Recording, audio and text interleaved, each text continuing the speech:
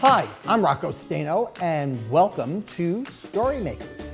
Today, we have Jessica Dawn with us, all the way out in Seattle, Washington. Welcome, Jessica. Hi, thanks for having me, Rocco.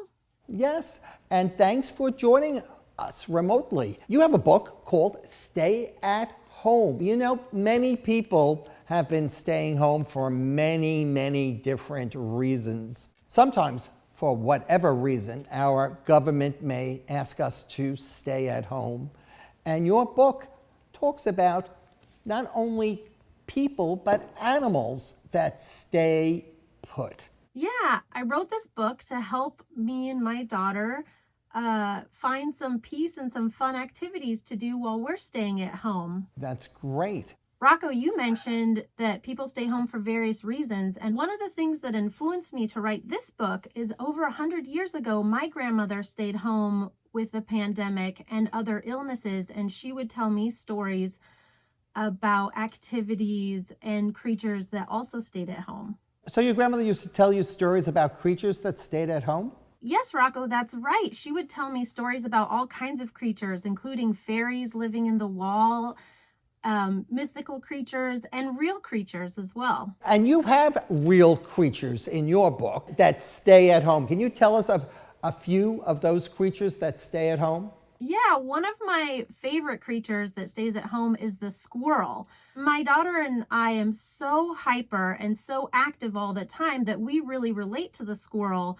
So knowing that a squirrel can hibernate and stay in his home for the whole winter was really inspiring to us. And on the cover, you have a creature. What type of creature is that? That is a wild hedgehog. And they hibernate also? They do. They hibernate for several months. And you like hedgehogs so much that you're wearing hedgehogs on your dress. Isn't that correct? That's right. Thanks for noticing. This is the same hedgehog from the book. You're walking around with your characters. Was there a creature that surprised you when you found out that they hibernate? Yes, I was very surprised that ladybugs hibernate.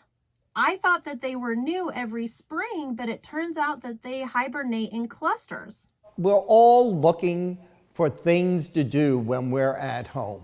Some people may read a book, some people may binge watch KidLit TV, but some people may be very creative at home. And you have some creative activities in your book.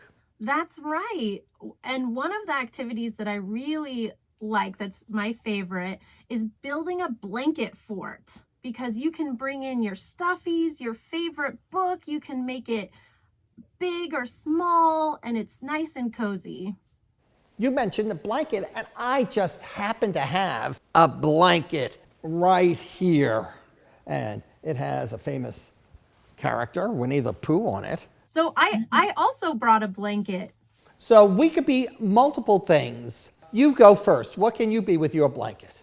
With my blanket, I could be a caterpillar. And I can be a pea in a pod.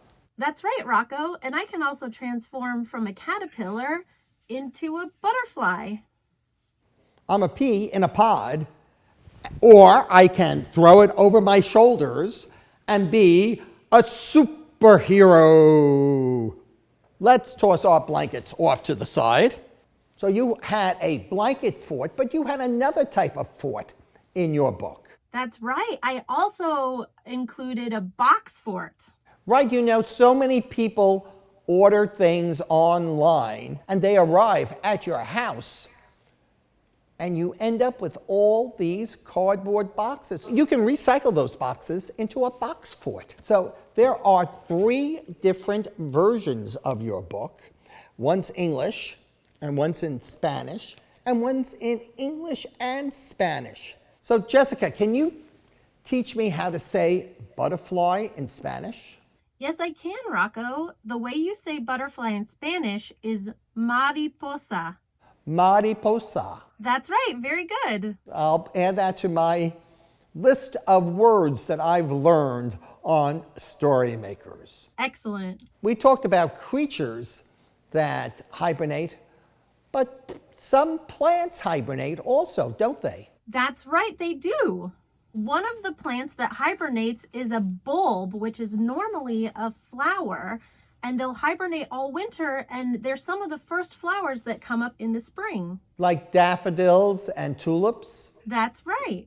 What other things would you suggest we do if we're stuck inside? Well, one of my favorite things to do while I'm stuck at home is cooking. I love to cook from scratch, and it's fun to take all the ingredients and to make something delicious. What delicious things do you like to make? Well, one of my favorite things to bake is cupcakes, and it's really fun to decorate them as well. That sounds delicious. Well, Jessica, I am going to let you go back into hibernation, but I want to thank you for being with us here today on StoryMakers. Thank you so much for having me, Rocco. I really appreciate it. And remember, until next time, read a book in any format.